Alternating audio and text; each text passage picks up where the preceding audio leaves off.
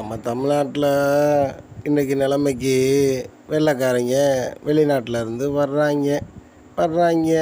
வந்தவொடனே கோயில் நகரம், கோயிலை சுற்றி பார்ப்போம், இந்தியாவோட கேட்டு எல்லாம் கடைசி அப்படின்னு ராமேஸ்வரத்துலேருந்து கன்னியாகுமரி வரையும் பார்த்துடுறாங்க. பார்த்து முடித்தா கோயிலை சுற்றுறாங்க. சுற்றுனா பூரா நகைக்கடையாக தான் இருக்குது.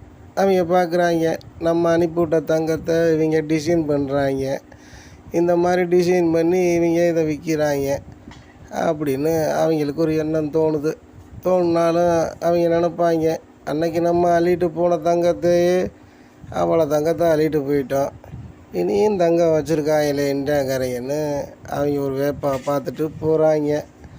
அடுத்து ஒரு போர் ஏதாவது வந்துச்சுன்னா இருக்கிற எல்லாத்தையும் அள்ளிட்டு போயிடுவாங்க. அந்த மாதிரி தான் பார்த்துட்டு போகிறாங்க. இன்றைக்கி நம்ம நாடு இந்த அளவுக்கு வல்லரசு ஆகியிருக்குன்னா அவங்க பார்த்து போகாமல் போட்டனால தான் வல்லரசு ஆகி கிடக்கு. ஆனால் நீங்கள் நாடு இன்னும் வல்லரசு ஆகலை, 43 தான் வல்லரசு ஆகும்ன்றீங்க. அது வரையும் மக்கள் எங்கிட்டு